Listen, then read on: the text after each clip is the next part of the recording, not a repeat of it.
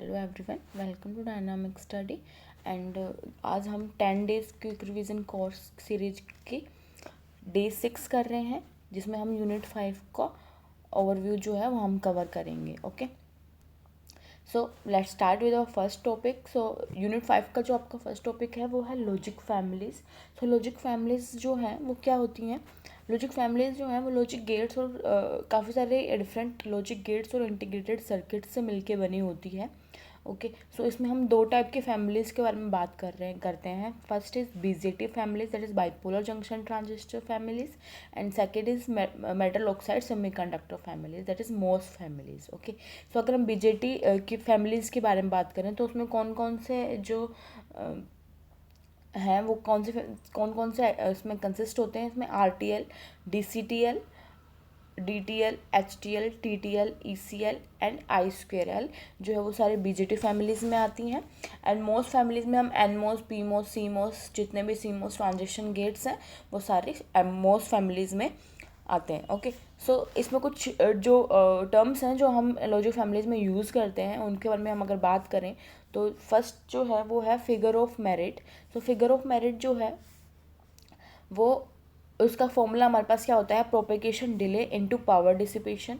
तो इसको हम शॉर्ट में कुछ इस तरीके से लिखते हैं, propagation delay that is T P D into में टी पी डी।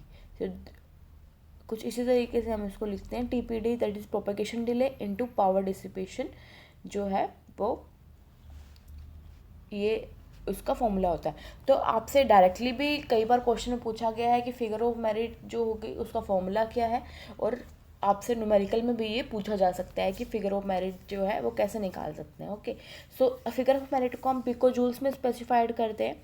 सो जो प्रोपगेशन डिले है वो नैनो सेकेंड में होगा, पावर डिसिपेशन है वो मिली वोल्ट में होगा। तो इन दोनों को मिला के जो फिगर ऑफ मेरिट होगा वो पिको जूल्स में स्पेसिफाइड होगा।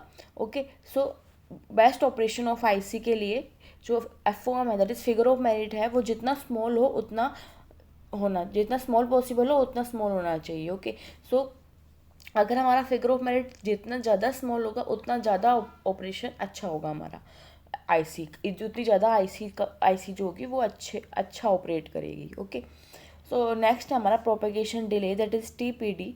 सो टी पी डी जो होता है प्रोपेगेशन डिले क्या होगा? Delay between 50% voltage level of input to 50% of voltage level of output. Okay, so propagation delay क्या होगा? जो हमारा 50% वोल्टेज लेवल होगा आउटपुट का एंड जो 50% वोल्टेज लेवल होगा इनपुट का, उनके बीच का जो डिले होगा उसको हम प्रोपेगेशन डिले बोलेंगे एंड इसको हम नैनो सेकेंड में मेजर करेंगे। नेक्स्ट हमारा power dissipation. So power dissipation क्या होता है? The power dissipated per logic gate is called power dissipation. So हर लॉजिक गेट पे जितनी पावर डिसिपेट होगी उसको हम पावर डिसिपेशन बोलेंगे एंड इसको हम मिली वोल्ट में मेजर करेंगे। ओके,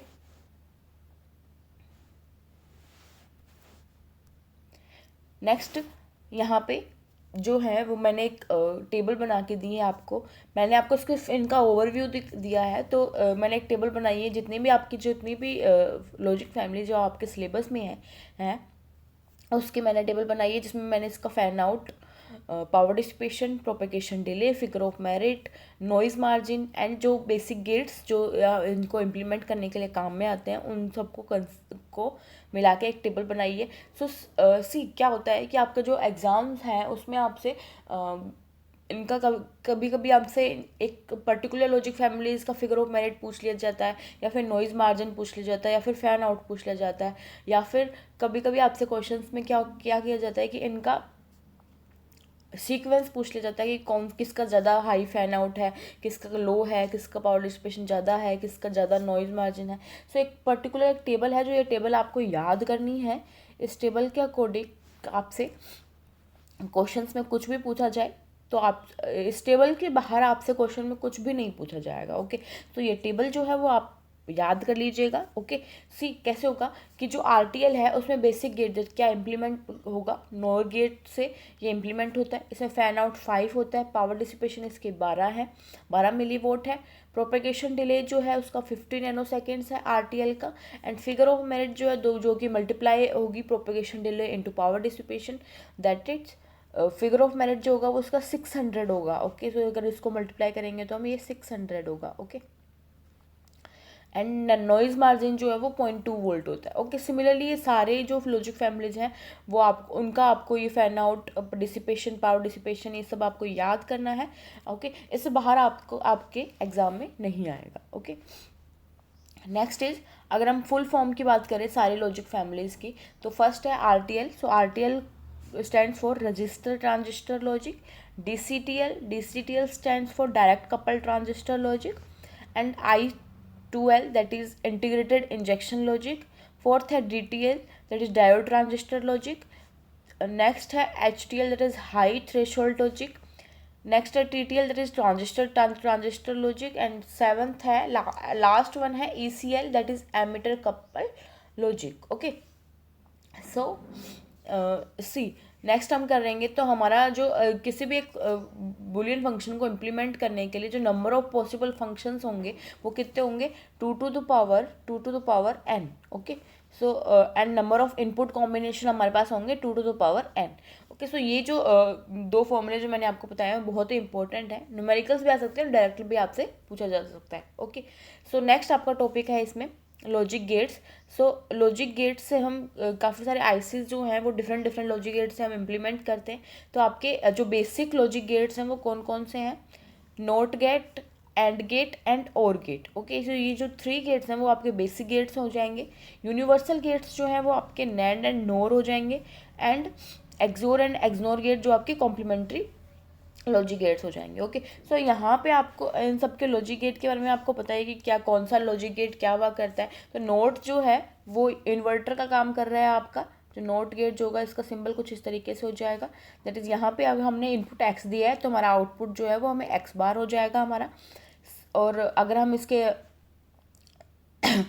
इसकी ट्रुथ टेबल के बारे में बात करें तो ट्रुथ टेबल इसकी कुछ इस तरीके से हो जाएगी. अगर हम नोट लॉजिक गेट के सिंबल के बारे में बात करें तो ये इन्वर्टर की तरह वर्क करता है. इनपुट में हमने x दिया है तो हमारा आउटपुट x बार हो जाएगा. ओके, सो इसकी ट्रुथ टेबल हमारे पास हो जाएगी. इनपुट हमने x दिया है तो y जो होगा x बार होगा. सो अगर हमने 0 दिया तो ये 1 हो जाएगा, 1 है तो ये 0 हो जाएगा. ओके, सो इसको हम y is equal to X bar से इसकी की जो इक्वेशन, कैरेक्टरिस्टिक इक्वेशन जो है वो y is equal to X bar से हम इसको रिप्रेजेंट करते हैं. ओके, सो नेक्स्ट हमारा पास है and gate. So and gate जो है वो मल्टीप्लिकेशन का काम करता है. तो इसका सिंबल कुछ इस तरीके से हो जाएगा. अगर हमने इनपुट a एंड b दे रखा है तो हमारे पास जो आउटपुट हो जाएगा y is equal to A B हो जाएगा. ओके, अगर हम इसके ट्रुथ टेबल की बात करें y ए बी तो हमारा जो आउटपुट है y तो 0 0 होगा तो y 0 हो जाएगा. हम अगर मल्टीप्लाई करेंगे 0 1 होगा तो 0 हो जाएगा, 1 0 होगा तो 0 हो जाएगा, एंड 1 1 होगा तो हमारा y जो है वो 1 हो जाएगा. Okay, so this is the truth table of and gate and this is the equation of and gate. Okay, next हमारे पास है ओर गेट. सो ओर गेट को हम किस तरीके से उसका जो सिंबल डायग्राम होगा वो क्या होगा इसका ओर गेट का सिंबल डायग्राम कुछ इस तरीके से होगा. That is A and B हमने इनपुट में दिया है तो हमारे पास जो y दैट इज आउटपुट हमारे पास क्या हो जाएगा यहाँ पे a plus B. Okay, so अगर हम इसके ट्रुथ टेबल के बारे में बात करें तो ए बी हमारे पास इनपुट्स हैं एंड y जो है वो आउटपुट होगा. तो 0 0 है अगर तो 0 होगा, 0 1 को ऐड करेंगे तो 1 होगा, 1 0 को ऐड करेंगे तो 1 होगा, एंड 1 1 को ऐड करेंगे तो हमारे पास 1 होगा. ओके, सो सिमिलरली अगर हम नोर के बारे में बात करें, नैंड के बारे में बात करें तो नैंड में क्या होगा, एंड जो गेट होगा आपका उसमें एक बबल लग जाएगा, दैट इज बार लग जाएगा. तो इसमें हमारे इनपुट a एंड b था तो ये a dot b that is and gate, and अगर a डॉट b में हम बार लगा दें तो हमारे पास नैंड गेट हो जाएगा. ओके, सो इसकी जो ट्रुथ टेबल होगी वो कुछ इस तरीके से बन जाएगी. सो हमारा जो नैंड गेट के हम बारे में बात कर रहे हैं तो नैंड गेट में a b जो है वो इनपुट में होगा. अगर हम बार लगा दें तो हमारा नैंड गेट बन जाएगा, हमारा आउटपुट आ जाएगा a डॉट b का होल बार. ओके, सो अगर हम इसके में बात करें ट्रुथ टेबल के बारे में तो ये हमने इनपुट दिया है a एंड b. सो हमारे पास 0 0 0 1 1 0 एंड 1 1 जो है वो इसके इनपुट्स हो जाएंगे.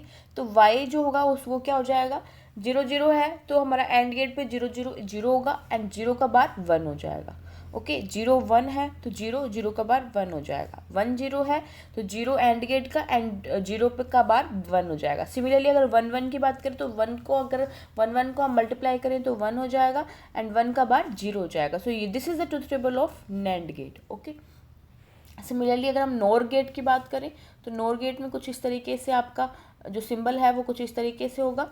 यहाँ पे हमारा जो और गेट है उस पर एक बार लग जाएगा ए एंड बी, तो हमारा जो आउटपुट होगा वो ये हमारा यहाँ आ जाएगा ए प्लस बी का होल बार। ओके, सो अगर हम इसके ट्रूथ टेबल की बात करें तो ए बी वाई, तो ए अगर 0 0 है, 0 1 है, 1 0 है एंड 1 1 है, तो 0 0 है तो 0 1 हो जाएगा, 0 1 है तो 1 का बार 0 हो जाएगा, सिमिलरली 1 0 0 हो जाएगा एंड 1 1 भी 0 हो जाएगा। तो this is the truth table of nor gate. Okay, next आपके पास है एक्सोर गेट। सो एक्सोर गेट जो है उसका सिंबल कुछ इस तरीके से होता है। ओके, एंड हमारे जो इनपुट्स हैं वो ए एंड बी है, आउटपुट हमारे पास आ जाएगा ए एक्सोर। एक्सोर का कुछ सिंबल जो है वो हम इसको इस तरीके से डिनोट करते हैं, तो हमारे पास आउटपुट आ जाएगा ए एक्सोर बी। ओके, सो हमें जब इसकी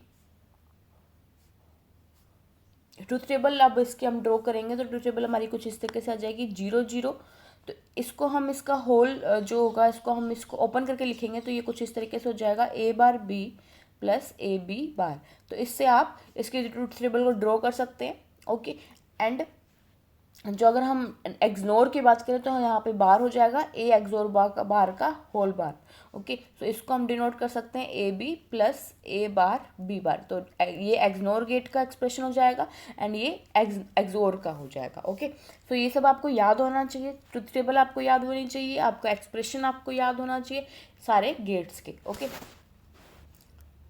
नेक्स्ट आपके पास है कि बबल्ड लॉजिक। तो बबल्ड लॉजिक से क्या मतलब होगा इसका कि आप जो आपके जो नैंड गेट है, नोर गेट है, एंड गेट है, इन सबको हम बबल्ड में किस तरीके से रिप्रेजेंट करते हैं। ओके, सो आपसे क्वेश्चन में भी एक बार पूछा गया है कि बबल्ड एंड का सेकंड अदर नेम क्या है, हम उसको बबल्ड एंड को किस तरीके से रिप्रेजेंट कर सकते हैं। ओके, सो जो आपका नोर गेट होगा उसको हम बबल्ड एंड से कर सकते हैं, एंड को बबल्ड नोर से कर सकते हैं, और को बबल्ड नैंड से कर सकते हैं, नैंड को बबल्ड और से कर सकते हैं। ओके, सो इसको याद करने का एक शॉर्ट तरीका है, बहुत ही लोग इसको कोई लॉजिक से इसको कोई लेना देना नहीं है, बस याद करने का तरीका मैं बता रही हूँ कि नोर जो है, जैसे नोर है तो उसका नोर का आप वो हटा देंगे एन, तो ओ नोर के अलावा आपके पास और होता है वैसे तो इसका जो सिंपल वो देखे, पर नोर का अगर हम एंड से इसको करें तो बबल्ड एंड, एंड को हम नैंड नोर से कर देंगे तो बबल्ड, और है तो एंड हो जाएगा नैंड, बबल्ड नैंड, नैंड है तो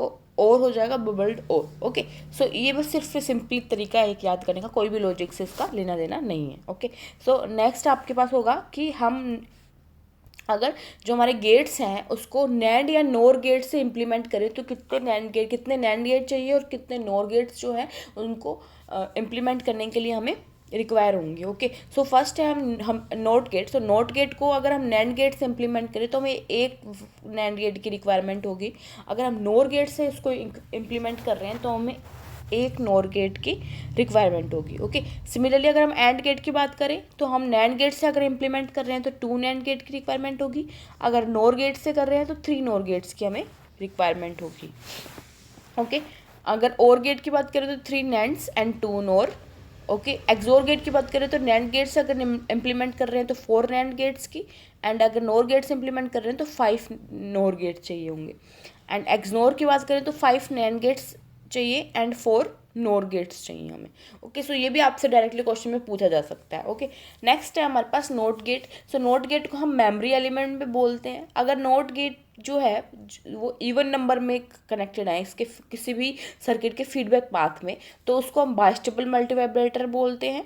अगर odd number of not gate connected हैं तो उसको हम स्क्वायर वेव जनरेटर एज या फिर एस्टेबल मल्टीवाइब्रेटर भी हम उसको बोलते हैं। ओके, सो इसका जो क्लॉक टाइम होगा नोट गेट का वो क्या हो जाएगा 2 into N into TPD। So यहाँ पे जो एन है वो क्या है हमारा number of odd gates and TPD that is propagation delay. So ये जो फॉर्मूला है वो बहुत ही इंपॉर्टेंट है, तो इसको भी आप याद कर रखिएगा। ओके, नेक्स्ट आपके पास है Boolean algebra and minimization techniques. So Boolean algebra and minimization technique जो है वो किस लिए हम यूज़ में लेते हैं, हम बहुत सारे जो कॉम्प्लेक्स एक्सप्रेशंस होते हैं बूलियन फंक्शंस के, तो उनको सोल्व करने के लिए हम इसके मिनिमाइजेशन टेक्निक्स जो हैं वो यूज़ करते हैं। तो कुछ फॉर्मूलेज, कुछ इक्वेशंस हैं जो आपको याद होने चाहिए, जैसे कि a.1 जो है वो a होगा, a+0 जो a अगर 0 के साथ हम और करें तो a होगा, a के साथ 0 को हम एंड करें तो 0 होगा, और a एंड 1 को हम और ऑपरेशन परफॉर्म करें तो 1 होगा। तो a एंड a का हम एंड गेट करें तो हमारे पास a होगा, तो a एंड a का और गेट करेंगे तो a होगा। a अगर एंड a बार का एंड गेट करेंगे तो हम 0 होगा, एंड a बार का अगर हम और करेंगे तो 1 होगा। एंड अगर हमारे पास a बार का होल बार हो तो बार से बार कैंसिल हो जाएगा एंड हमारे पास आउटपुट आ जाएगा a। तो ये जो सारी इक्वेशंस हैं वो आपको याद होनी चाहिए, आपके मिनिमाइजेशन टेक्निक्स के लिए बहुत ही इंपॉर्टेंट है और इनको ईजी बनाती हैं। ओके, सो नेक्स्ट आपके पास है डुअल ऑपरेशन। सो डुअल ऑपरेशन को परफॉर्म करने के लिए हम क्या करेंगे, उसके कुछ स्टेप्स होते हैं।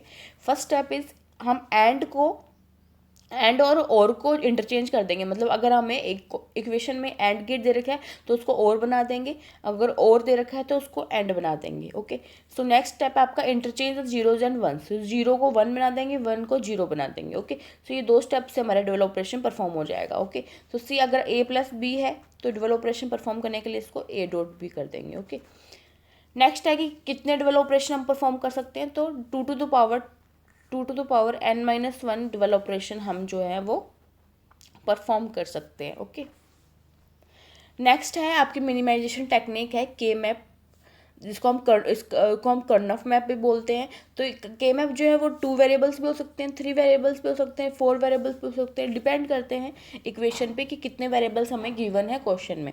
ओके, सो के मैप जो है वो तो आपको सबको आने चाहिए कि भाई किस तरीके से ये ड्रॉ होते हैं। सो के मैप 2 वेरिएबल, अगर हम मेथड की बात करें हम तो कुछ इस तरीके से ये ड्रॉ होता है। Okay, so a and b जो 2 वेरिएबल्स हैं आपके पास, यहाँ पे आपके पास a बार ड्रॉ होगा, यहाँ आपके पास a, यहाँ आपके पास b बार एंड b। सो यहाँ पे आपके पास 0 1 2 3 ये 2 वेरिएबल मेथड होगा आपके पास। इससे हम इक्वेशन को ड्रॉ कर सकते हैं एंड जो मिनिमाइजेशन एक्सप्रेशन है उसको हम ड्रॉ कर सकते हैं। ओके, सो के मैप जो है उसमें क्या होता है कि हम बिगेस्ट पॉसिबल ग्रुप बनाते हैं। ओके, जितना बिगेस्ट हो सकता है, चाहे ऑक्टेव हो, क्वाड्रेंट हो। ओके, सो हम पीओएस और एसओपी के फॉर्म में इसमें जो है वो, या तो हम POS that is product of sums की बनाएंगे, या फिर हम एसओपी बनाएंगे that is sum of products के बारे में बनाएंगे। ओके, सो आपके कुछ टर्म्स हैं इसमें के मैप में। First is implicants, second is prime implicant, third is essential prime implicant. So अगर हमें के मैप में पूछा गया कि इसमें नंबर ऑफ इम्प्लीकेंट्स कितनी है, नंबर ऑफ प्राइम इम्प्लीकेंट्स कितने हैं and number of essential prime implicants कितने हैं, तो इसके लिए हम क्या करेंगे, जो नंबर ऑफ इम्प्लीकेंट्स क्या होते हैं कि जितने भी मिनटम्स, ईच मिनटम्स जो है उसको हम इम्प्लीकेंट बोलते हैं। ओके, प्राइम इम्प्लीकेंट क्या होगा कि it is a product term obtained by considering all the biggest possible grouping are known as prime implicant. जितने भी बिगेस्ट पॉसिबल ग्रुप आपके जो होंगे होंगे पूरे के मैप में, वो सारे प्राइम इम्प्लीकेंट होंगे। ओके, नंबर ऑफ जो बिगेस्ट पॉसिबल ग्रुप होंगे वो सारे प्राइम इम्प्लीकेंट होंगे, और जो रिडंडेंट ग्रुप होगा उसको भी हम इंक्लूड करेंगे इसके अंदर। ओके, सो नेक्स्ट है हमारा इसेंशियल प्राइम इम्प्लीकेंट। तो if a P I that is prime implicant happens to be the only biggest possible grouping for a min term, then the prime implicant is known as essential prime implicant. So इसमें क्या बोल रहा है कि अगर हम एक biggest possible group को ले रहे हैं तो वो उस मिनटम के लिए वो सिर्फ और सिर्फ वही जो बिगेस्ट पॉसिबल ग्रुप है वो हो रहा है, सिर्फ वही हो रहा है, उसके अलावा अदर जो है वो बिगेस्ट पॉसिबल ग्रुप उस मिनटम के लिए पॉसिबल नहीं है, तो उस ऐसे प्राइम इम्प्लीकेंट को हम इसेंशियल प्राइम इम्प्लीकेंट बोलेंगे। ओके,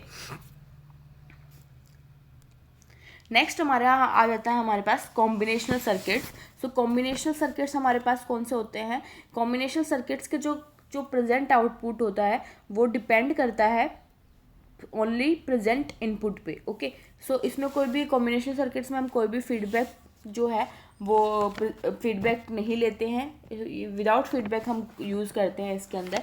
ओके, सो इसमें कोई भी फीडबैक नहीं होगा तो इसको मतलब इसमें कोई भी मेमोरी प्रेजेंट नहीं होगी। ओके, सो फर्स्ट आपके पास कॉम्बिनेशनल सर्किट्स है डिकोडर। सो डिकोडर जो है उसका जो साइज होगा आपके पास वो होगा n cross 2 to the power n, and 1 जो है वो अनेबल सिग्नल होगा इसके पास, जो कि एक्टिवेटिंग सिग्नल का काम भी हमारे पास करता है। तो जो अनेबल सिग्नल होगा वो एक्टिव हाई भी हो सकता है एंड एक्टिव लो भी हो सकता है। ओके, सो डिकोडर जो है उसका एक एग्जांपल है 2 to 4 decoder with enable signal. Okay, तो 2 to 4 डिकोडर जो होगा वो एग्जांपल होगा हमारा डिकोडर का। तो उसको हम ब्रीफली मैं आपको इसको एक्सप्लेन नहीं करूँगी, मैं सिर्फ एक एग्जांपल बता रही हूँ आपका 2 to 4 decoder. Okay, so next आपके पास है एनकोडर। तो एनकोडर का जो साइज होगा वो आपका जो हो जाएगा 2 to the power n cross n, और 1 एनेबल सिग्नल इसके हो जाएंगे। तो इसके जो एनकोडर के जो एग्जांपल होंगे 4 to 2 encoder. So 4 to 2 encoder को जो डिसएडवांटेज होती हैं वो ओवरकम होगी बाय 4 to 2 प्रायोरिटी एनकोडर के थ्रू। ओके, सो नेक्स्ट हमारे पास आ जाता है मल्टीप्लेक्सर। जो मल्टीप्लेक्सर जो होता है वो उसको हम पैरेलल टू सीरियल कन्वर्टर भी बोलते हैं, मैनी टू वन सर्किट भी बोलते हैं, यूनिवर्सल लॉजिक गेट्स भी बोलते हैं। ओके, सो इसमें क्या होता है कि हमारे पास मल्टीप्लेक्सर जो होता है उसमें हमारे पास 2 to the power n inputs होते हैं, and 2 to the power n input से हम 1 सिंगल आउटपुट को जनरेट करते हैं, एंड n जो होते हैं वो उसमें हमारे पास सिलेक्शन लाइंस होती हैं। ओके, सो इसका साइज हो जाएगा आप 2 to the power n cross n। Okay, so इसके जो एग्जांपल हो जाएंगे हमारे पास 2 क्रॉस 1 मल्टीप्लेक्सर, 4 क्रॉस 1 मल्टीप्लेक्सर जो हैं वो मल्टीप्लेक्सर के एग्जांपल हो जाएंगे हमारे पास। ओके,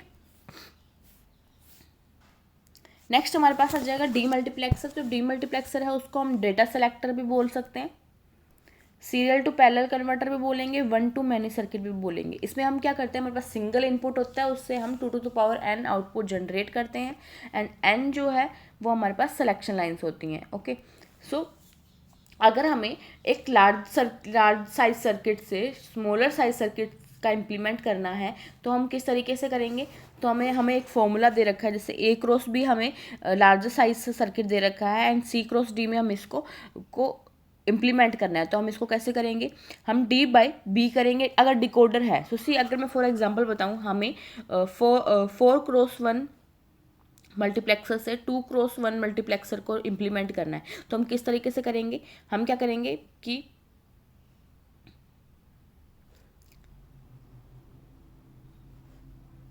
हम 4/2 करेंगे, दैट इज़ 2 हमारे पास आ जाएंगे। ओके, अगेन हम 2/2 करेंगे, दैट इज़ 1 आ जाएगा हमारे पास। तो हम लास्ट में इसको ऐड कर देंगे हमारे पास, हम तब तक इसको डिवाइड करते रहेंगे जब तक कि 1 हमारे पास जो 1 ना आ जाए हमारा रिजल्ट लास्ट में। ओके, सो फिर जितने भी हमारे पास आएंगे उसको हम ऐड कर देंगे, दैट इज़ 2 + 1 = 3। सो सिमिलरली अगर एक और एग्जांपल हम लें तो यहाँ पे क्या हो जाएगा, 16 क्रॉस 1 मल्टीप्लेक्सर है हमारे पास, उससे हमें 2:1 जो मल्टीप्लेक्सर है उसको 2:1 मल्टीप्लेक्सर इंप्लीमेंट करना है। तो कितने 16:1 इंप्लीमेंट करने के लिए हमें कितने 2:1 मल्टीप्लेक्सर की रिक्वायरमेंट होगी, ये हमारा क्वेश्चन होगा। ओके, सो हम क्या करेंगे, 16 में 2 का डिवाइड करेंगे 16/2, तो हमारे पास 8 आएगा। हम अगेन 8/2 को डिवाइड करेंगे तो 4 आएगा। हम तब तक डिवाइड करेंगे जब तक हमारा रिजल्ट 1 नहीं आ जाए। तो 4/2 करेंगे तो 2 हो जाएगा, 2/2 करेंगे तो हमारे पास 1 आ जाएगा। 1 आ गया, अब हम इन सब रिजल्ट्स को ऐड कर देंगे, दैट इज़ 8 + 4 + 2 + 1, दैट इज़ 8 और 4 12, 12 2 13 14 और 1 15। तो 16:1 को 2:1 में इम्प्लीमेंट करने के लिए हमें 15 2:1 चाहिए होंगे। Okay, so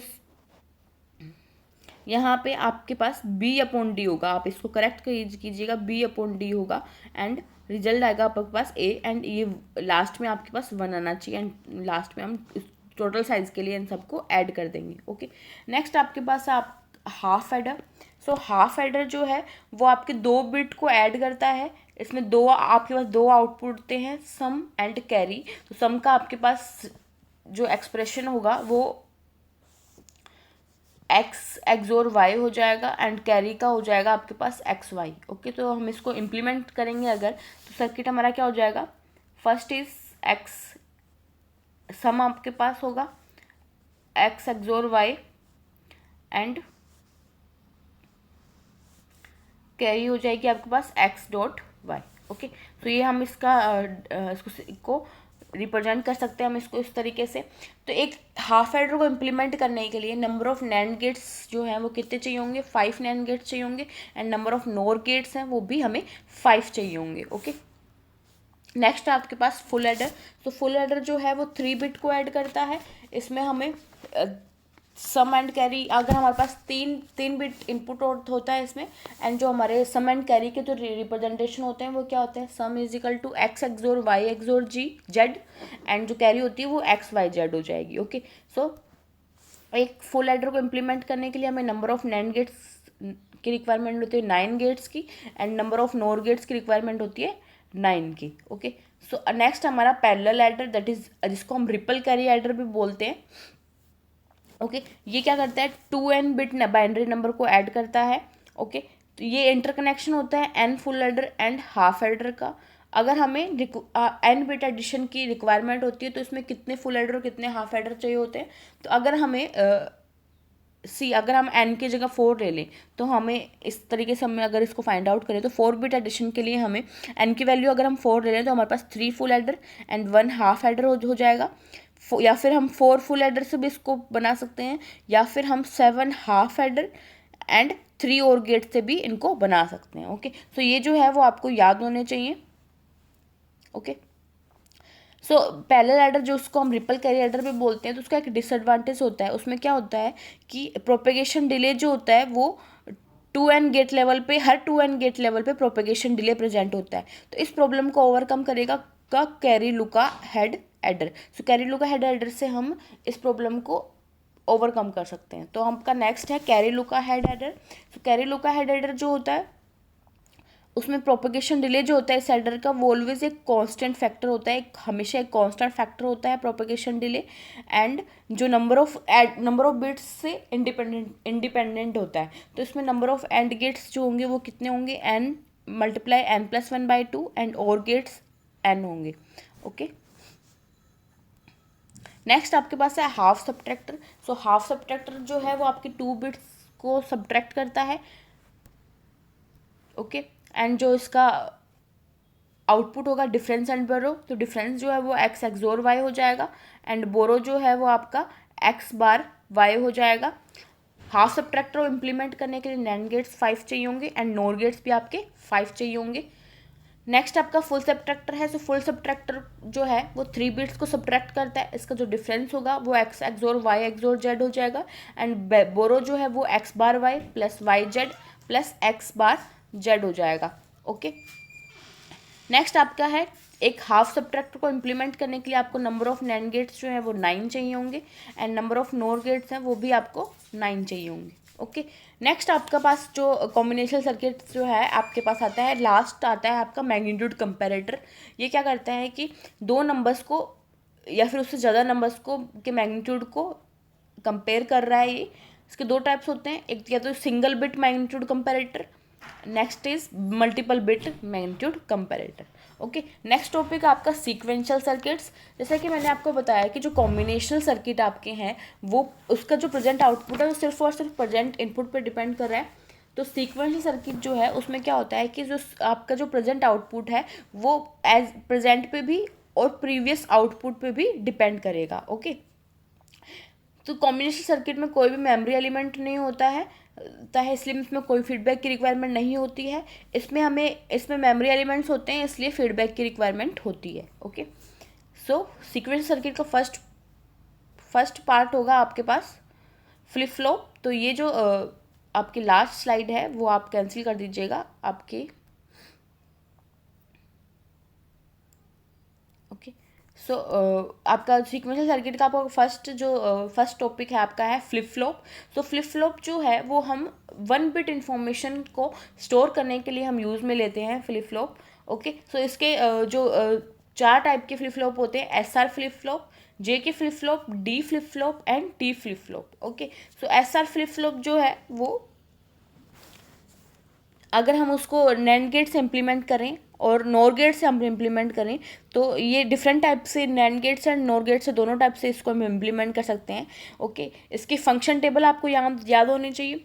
characteristic table and equation आपको याद होनी चाहिए, ओके। एंड जो इसकी करेक्टरिस्टिक इक्वेशन क्या हो जाएगी, Qn+1 is equal to S plus R bar Qn। Similarly अगर हम J के फ्लिप फ्लॉप की बात करें तो इसकी करेक्टरिस्टिक इक्वेशन आपके पास क्या हो जाएगी, JQ bar Qn bar plus K bar Qn। D flip flop की हो जाएगी D is equal to Qn+1। T flip flop क्या हो जाएगा, T XOR Qn। सो इस ये जो आपकी ट्रुथ टेबल जो है इन फ्लिप फ्लॉप्स की equation, characteristic equation, excitation table जो है वो सब आपको याद होने चाहिए, ओके। एंड जो सिंबल डायग्राम है वो भी आपको याद होना चाहिए। नेक्स्ट आपके पास है रेस अराउंड कंडीशन। सो रेस अराउंड कंडीशन जो होगा वो जो जे के फ्लिप फ्लॉप होता है ना हमारा, तब हमारा उसमें अकर होती है रेस अराउंड कंडीशन। सो सी, अगर हम जे के फ्लिप फ्लॉप के ट्रुथ टेबल के बारे में बात करें तो ये कुछ इस तरीके से होती है। 0 0 होगा तो हमारी प्रीवियस स्टेट होगी Qn, 0 1 है तो 0 हो जाएगा आउटपुट J K, एंड जो नेक्स्ट स्टेट Qn+1 है। 1 0 है तो 1 हो जाएगी नेक्स्ट स्टेट हमारी, एंड 1 1 है तो ये टोगल हो जाएगा, दैट इज Qn बार। सो जब जे के जो टोगल होते हैं तो काफ़ी सारे ये जब ये टोगल करते हैं तो एक ही बार टोगल होना चाहिए, बट ये रिपीटेडली टोगल होता रहता है। तो इसके कारण क्या होता है कि हमारी रेस अराउंड कंडीशन जो है वो अकर हो जाती है। ओके, सो ये कब अकर होती है रेस अराउंड कंडीशन, जब जे के इनपुट जो होगा 1 होगा, फ्लिप फ्लॉप या फिर फ्लिप फ्लॉप लेवल ट्रिगर्ड होगा, ओके, या फिर propagation delay is less than होगा पल्स विड्थ के, ओके। सो ये सारी जो है वो कंडीशन है जब रेस अराउंड कंडीशन अकर होती है, okay. So during race around condition output changes in many time in a single clock. एक सिंगल क्लॉक में आउटपुट जो है वो बहुत सारे टाइम चेंज होता रहता है, जैसे कि मैंने आपको बताया कि ये काफ़ी सारे टाइम टॉगल होता है, रिपीटेडली टॉगल होते रहते हैं ये, ओके। तो इस कंडीशन को हमें ओवरकम करने के लिए हम क्या करेंगे, या तो हम इस पल्स विड्थ को इंक्रीज कर देंगे, पल्स विड्थ को इंक्रीज कर देंगे, ओके, या फिर हम एज ट्रिगर फ्लिप फ्लॉप को यूज़ करेंगे, या फिर हम मास्टर स्लेव फ्लिप फ्लॉप को यूज़ करेंगे। And master slave flip flop जो है वो सिर्फ 1 बिट इंफॉर्मेशन को स्टोर करता है, ओके। सो एक टाइम पे मास्टर स्लेव में क्या होता है, एक टाइम पे एक ही जो फ्लिप फ्लॉप है वो काम करता है, या तो मास्टर वाला फ्लिप फ्लॉप भी काम करेगा या फिर स्लेव फ्लिप फ्लॉप काम करेगा, ओके। नेक्स्ट आपके पास है शिफ्ट रजिस्टर्स। तो शिफ्ट रजिस्टर्स जो है वो भी आपके सीक्वेंशियल सर्किट्स के ही पार्ट है। तो शिफ्ट रजिस्टर्स जो हैं वो हमारे पास शिफ्टिंग के काम आते हैं। तो ये क्या होता है, एक सीरीज कनेक्शन होता है डी फ्लिप फ्लॉप्स का, या फिर हम अदर फ्लिप फ्लॉप्स भी इसमें ले सकते हैं जो कि जिसको हम डी फ्लिप फ्लॉप में कन्वर्ट कर सकें, ओके। तो ये इसके 4 टाइप्स होते हैं, that is first is SISO, that is serial in serial out. Next is serial SIPO, that is serial in parallel out. Third is parallel in serial out, and fourth is parallel in parallel out, okay. So अगर हम इसकी clock pulse requirement की बात करें तो हम serial data के लिए अगर हमें n बिट इनपुट चाहिए होगा तो हमें n क्लॉक पल्स की रिक्वायरमेंट होगी, n बिट आउटपुट के लिए हमें n-1 क्लॉक पल्स की रिक्वायरमेंट होगी। पैरेलल डेटा की बात करें तो n इनपुट के लिए हमें 1 क्लॉक पल्स की रिक्वायरमेंट होगी, एंड n आउटपुट के लिए हमें 0 क्लॉक पल्स की रिक्वायरमेंट होगी। तो ये क्लॉक पल्स जो है वो आपको याद होने चाहिए, ओके। सो नेक्स्ट आपके पास है काउंटर्स। तो काउंटर्स जो है वो 2 टाइप के होते हैं, first is synchronous counter and next is asynchronous counter. तो सिंक्रोनस काउंटर की अगर हम बात करें तो अगर हम डिफरेंस देखें उन दोनों के बीच में, तो सिंक्रोनस काउंटर में जो जितने भी फ्लिप फ्लॉप ट्रिगर्ड होते हैं वो कॉमन क्लॉक पल्स से होते हैं, एंड एसिंक्रोनस में फ्लिप फ्लॉप है या तो एक डिफरेंट क्लॉक पल्स अगर उनमें दी जाती हैं, या फिर जो एडजेसेंट फ्लिप फ्लॉप्स हैं उनके आउटपुट से हम नेक्स्ट फ्लिप फ्लॉप की क्लॉक पल्स देते हैं, ओके। सिंक्रोनस जो काउंटर है वो फास्टर होता है as compare to asynchronous counter, और एसिंक्रोनस काउंटर जो है वो स्लोअर होता है, ओके। सिंक्रोनस मोर कॉम्प्लेक्स होता है, एसिंक्रोनस लेस कॉम्प्लेक्स होता है, ओके। जो सिंक्रोनस होता है उसमें अप डाउन काउंटर भी हो सकता है, अप काउंटर भी हो सकता है, रैंडम काउंटर भी हम उससे ड्रॉ कर सकते हैं। एंड जो एसिंक्रोनस काउंटर है उसमें हम या only up and down counter draw करेंगे। डिकोडिंग एरर्स जो होती है वो सिंक्रोनस काउंटर में प्रेजेंट नहीं होती हैं, एंड जो डिकोडिंग एरर्स हैं वो एसिंक्रोनस काउंटर्स में प्रेजेंट होती हैं, ओके। नेक्स्ट है mod value of a counter. अगर हम मोड वैल्यू फाइंड आउट करें काउंटर की तो क्या होगा कि अगर हमारे पास total number of flip flops n है, n है तो हमारे पास मोड वैल्यू क्या आ जाएगी, n is equal to 2n, and इस n को हम नंबर ऑफ यूज्ड स्टेट से भी रिप्रेजेंट करते हैं। तो हमारे पास मोड हो जाएगा n less than and equal to 2n। तो मोड वैल्यू जो होगी या तो इक्वल होगी हमारे पास 2n के, या फिर लेस देन होगी 2n के। ओके, सो अगर हम किसी फ्रीक्वेंसी को मोड n से पास करें तो हमारे पास जो फ्रीक्वेंसी है वो डिवाइड बाय n हो जाएगी। ओके, सो अगर हमारे पास 3 मोड वैल्यूज़ हैं, मोड ए, मोड बी, मोड सी, तो ये मल्टीप्लाई हो जाएगा मोड ए बी सी में, एंड इस मोड ए बी सी को अगर हम फ्रीक्वेंसी से पास करें तो ये फ्रीक्वेंसी डिवाइड हो जाएगी बाय ए बी सी से। ओके, तो ये भी आपसे क्वेश्चन में आ सकता है, तो एक न्यूमेरिकल के तौर में इससे आपसे पूछा जा सकता है क्वेश्चन। ओके, नेक्स्ट आपके पास आ जाएगा ring counter. Up and down counter, random counter जो है वो आपको आने चाहिए, आपसे जो है पूछे जा सकते हैं क्वेश्चन में, आपसे न्यूमेरिकल पूछा जा सकता है, कई बार आपसे पूछा जाता है कि अप काउंटर की जो क्लॉक पल्सेस पूछी जा सकती हैं आपसे। सो अगर मैं अप काउंटर के बारे में बात करूं तो अप काउंटर, अगर मैं 3 बिट अप काउंटर के बारे में बात करूं आपसे, तो अगर मैं इसको टी फ्लिप फ्लॉप से डिनोट करूं, टी फ्लिप फ्लॉप से, तो इसका जो सर्किट डायग्राम कुछ इस तरीके से हो जाएगा।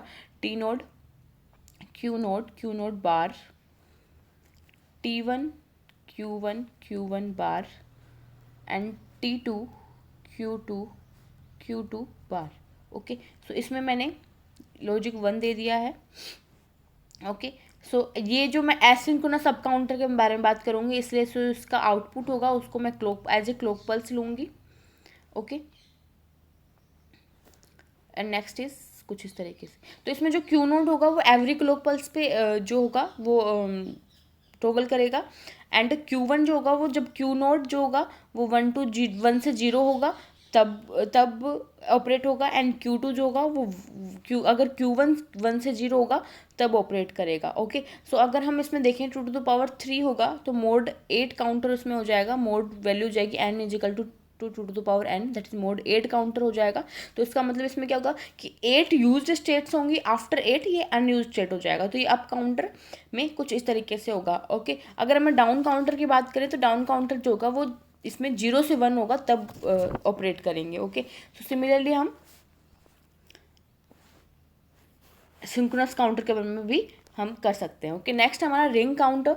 सो रिंग काउंटर जो है उसको हम स्ट्रेट रिंग काउंटर भी बोलते हैं, ओवरबैक काउंटर भी बोलते हैं, और वन हॉट काउंटर भी बोलते हैं। तो उसकी यूज्ड स्टेट्स हो जाएंगी n is equal to n।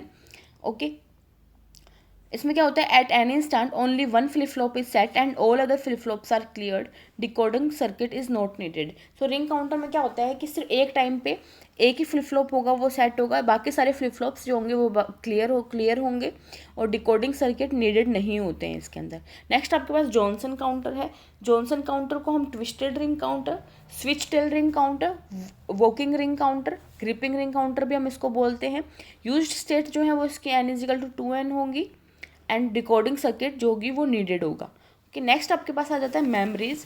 So memories जो है वो आपकी फर्स्ट मेमोरी आपकी रैम है, that is RAM stand for random access memory. Okay, RAM जो है वो एक वोलेटाइल मेमोरी है जो कि read and write operation perform करती है। वोलेटाइल मेमोरी से आपका क्या मतलब हो जाएगा कि अपने डाटा को लूज़ कर देती है, अगर पावर सप्लाई जो है वो ऑफ हो जाए तो हमारी ये अपने डाटा को लूज़ कर देती है। ओके, सो ये दो टाइप की होती है, static RAM and dynamic RAM. तो अगर हम डिफरेंस देखें इनके बीच में, तो स्टैटिक रैम जो होता है उसमें डेटा स्टोर होता है फ्लिप फ्लॉप के रूप में। अगर डायनामिक रैम के बारे में बात करें तो डेटा जो होगा वो मोस कैपेसिटर के रूप में स्टोर होगा। इसमें हमें बीजेटी इसको इम्प्लीमेंट करने के लिए बीजेटी एंड मोसफेट यूज़ होता है। डायनामिक रैम को ओनली मोसफेट यूज़ होते हैं। इसमें कोई रिफ्रेशिंग हमें रिक्वायरमेंट नहीं होती है। डायनामिक रैम में हमें रिफ्रेशिंग रिक्वायरमेंट होती है। स्टैटिक रैम को हम as a cache memory use करते हैं, एंड डायनामिक रैम को एज ए हम मेन मेमोरी यूज़ करते हैं। स्टैटिक रैम में डेंसिटी जो होती है वो लेस होती है, डायनामिक रैम में डेंसिटी हाई होती है। स्टैटिक रैम में पावर डिसिपेशन ज़्यादा होता है, एंड डायनामिक रैम में पावर डिसिपेशन लो होता है। एंड मेमोरी कैपेसिटी जो होती है स्टैटिक रैम में लेस होती है, डायनामिक रैम में मेमोरी कैपेसिटी ज़्यादा होती है। ओके, नेक्स्ट आपके पास है ROM, that is read only memory. So ROM जो होती है वो एक नॉन वोलेटाइल मेमोरी है, जिसमें क्या होता है कि रीड ऑपरेशन सिर्फ और सिर्फ रीड ऑपरेशन परफॉर्म कर सकते हैं, हम उसमें राइट ऑपरेशन परफॉर्म नहीं कर सकते हैं। Okay. So non volatile memory का मतलब क्या हो जाएगा, आपके पास कि जो डेटा है वो लॉस नहीं होगा अगर हमारी जो पावर सप्लाई वो ऑफ हो जाए तो। इसको हम मास्क रोम भी बोलते हैं, एंड मैग्नेटिक कोर मेमोरी जो होती है वो इसका एक एग्जाम्पल होती है। ओके, नेक्स्ट हमारे पास आ जाते हैं ए टू डी और D to A converter, that is analog to digital and digital to analog converters. So अगर हम एनालॉग टू डिजिटल कन्वर्टर के बारे में बात करें तो ये 4 टाइप के होते हैं। First is counter type, second is successive approximation register, third is flash type and fourth is dual slope. Okay, so अगर हम यहाँ पे बात करें इनकी, आपके पास इनके कन्वर्जन टाइम आपको याद होना चाहिए, नंबर ऑफ क्लॉक पल्सेस आपको याद होने चाहिए। ओके, सो आपसे क्वेश्चन में पूछा जाता है कि कौन सा जो एनालॉग टू डिजिटल कन्वर्टर है वो हाई स्पीड होता है, किसकी हाई स्पीड होती है, किसकी एक्यूरेसी ज़्यादा होती है। ओके, सो सी ये सब जो इसकी स्पीड होती है वो कन्वर्जन टाइम पे डिपेंड करती है। जितना कम कन्वर्जन टाइम होगा उतनी ज़्यादा हाई स्पीड होगी। ओके, सो ये जो टेबल आपको याद होनी चाहिए। यहाँ पे जो मैंने नंबरिंग कर रखी है इसका मतलब ये है स्पीड ऑर्डर दे रखी है।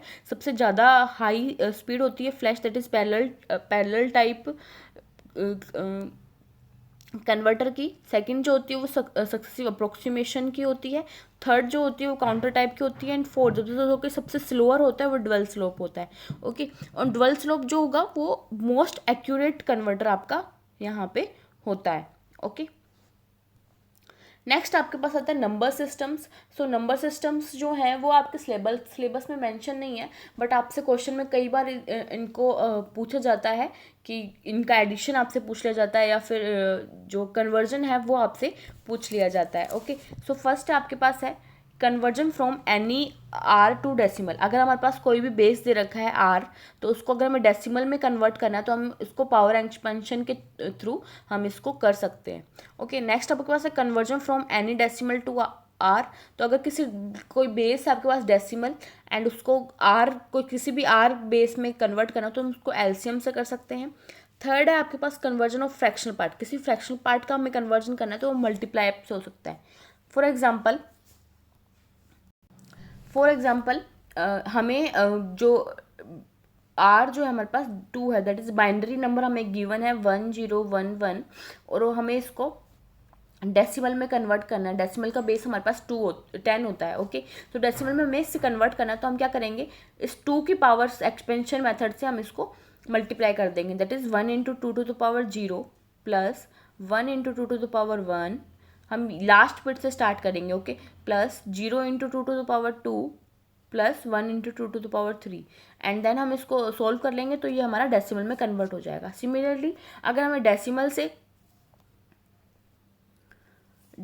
अगर हमें किसी भी आर बेस का अगर हमें फाइंड आउट करना, दैट इज हम अगर बाइनरी का ही करेंगे फॉर एग्जांपल, तो हम क्या करेंगे, एलसीएम मेथड यूज़ करेंगे। दैट इज़ अगर हमें 24 दे रखा है तो हम एलसीएम मेथड यूज़ करेंगे, दैट इज़ 24 बाय इसको हम जिससे हमें फाइंड आउट करना है उसको हम इसका एलसीएम कर देंगे तो 2 तो 12 पे जाएगा ये। ओके, सो यहाँ पे जो आपके पास रिमाइंडर आ जाएगा 0, 2 6 या 12 तो ये वापस 0 2, मैं इसको एक बार फिर से आपको बताती हूँ। 24 को डेसिमल को आपको बाइनरी में कन्वर्ट करना है तो 2 12 6 हो जाएगा, तो ये जो एलसीएम है वो 0 हो जाएगा। 2 6 या 12 तो जो रिमाइंडर है वो 0 हो जाएगा। 2 3 या 6 तो रिमाइंडर अगेन 0 हो जाएगा। 2 1 या 2 तो ये जो रिमाइंडर है 1 हो जाएगा। तो इसको हम लास्ट से स्टार्ट करेंगे तो हमारा ये बाइनरी नंबर आ जाएगा 1 1 0 0 0। ओके, सो सिमिलरली हम किसी भी बेस आर से हम इसको एलसीएम मेथड से, और आर से अगर डेसिमल में करना है तो पावर एक्सपेंशन मेथड से हम इसको यूज़ कर सकते हैं। नेक्स्ट आपके पास कॉम्प्लीमेंट देखें तो हमारे पास 2 टाइप के कॉम्प्लीमेंट होते हैं। First is R's complement and second is R-1 complement. Okay, अगर हम आर्स कॉम्प्लीमेंट देखें तो हमारे पास 2s complement, 8s complement and 10s complement and 16s complement होंगे। तो उसको आर्स कॉम्प्लीमेंट को हमें कन्वर्ट करना है तो हम क्या करेंगे, कुछ स्टेप्स होते हैं हमारे पास। First step is leave all the least significant zeros unchanged. जो लिस्ट सिग्निफिकेंट जीरोज होंगे वो उनको अनचेंज्ड रखेंगे। Next is subtract the first least significant non zero digit from R. जो सबसे पहली नॉन जीरो डिजिट आएगी आपके पास उसको आर से जो आपका बेस होगा उससे सब्ट्रैक्ट कर देंगे। थर्ड आपके पास subtract all higher digits from R minus one. उसके बाद जितने भी डिजिट्स आएंगे उसको आर माइनस वन से सब्ट्रैक्ट कर देंगे। ओके, फॉर एग्जाम्पल हमारे पास 1 1 1 0 0 आपके पास है। ओके, और आर जो है आपके पास वो आ जाएगा 2 आपके पास है। ओके, मतलब 2's कॉम्प्लीमेंट में आपको इसको कन्वर्ट करना है। तो इस मेथड से हम कैसे करेंगे, इसमें क्या बोला है कि जितने भी लिस्ट जीरोज जो है वो उनको अनचेंज रखना है। तो 0 0 अनचेंज हो गई। पहला जो नॉन जीरो आएगा उसको आर से हमको सब्ट्रैक्ट करना है। तो 2 माइनस 1 1 हो जाएगा। जितने भी हायर डिजिट्स होंगी आपके पास उन सबको आर माइनस 1 से करना है। तो 1 से करना है तो आर माइनस 1 1 हो जाएगा। तो 1 माइनस 1 0 1 माइनस 1 0। ये आपका 2's कॉम्प्लीमेंट में इसको हम कन्वर्ट कर सकते हैं। ओके, सिमिलरली ये 8s एंड 10s एंड 16 से हम इसको कन्वर्ट कर सकते हैं। ओके, नेक्स्ट आपके पास आर माइनस 1's कॉम्प्लीमेंट। तो आर माइनस 1's कॉम्प्लीमेंट हम किस तरीके से फाइंड आउट कर सकते हैं, by subtracting the individual digit for a given number from R minus 1। Okay, next topic आपके पास आ जाएगा binary codes. So binary codes जो हैं वो हम उसको डिवाइड करते हैं एक कैटेगरी में, जैसे वेटेड कोड भी हो सकता है, सेल्फ कॉम्प्लीमेंटिंग कोड्स होंगे। तो आपके पास है वेटेड कोड। सो वेटेड कोड का क्या मतलब होगा कि ईच जो बिट है, ईच बिट जो होगी उसको एक वेट असाइन होगा इसमें। ओके, सो इसमें आपका फर्स्ट जो है वो BCD कोड है। तो BCD कोड को हम 8421 कोड भी बोलते हैं। ये 4 बिट कोड होता है। तो 8421 कोड है तो मतलब इसकी ईच बिट जो है उसको एक वेट असाइन है। सी कैसे कि BCD जो है वो आपके पास C 10101 है। ओके, सो इसमें 1 को 1 जो है वो डिसाइड है, वेट को वेट असाइन है, 0 को 2 है, 1 को 4 है एंड 0 को 8 है। तो इसके पावर एक्सपेंशन अगर हम मेथड हम यूज़ करेंगे तो हम सिमिलरली इसको मल्टीप्लाई कर देंगे 1 into 1, 0 into 2, 1 into 4 and 0 into 8। Okay, so इसमें जो BCD कोड में जो हमें यूज्ड कोड्स होते हैं वो 0 to 9 होते हैं। मैंने इसको बाइनरी में कन्वर्ट किया है। एंड अनयूज्ड कोड्स जो होते हैं वो 10 to 15 होते हैं। ओके,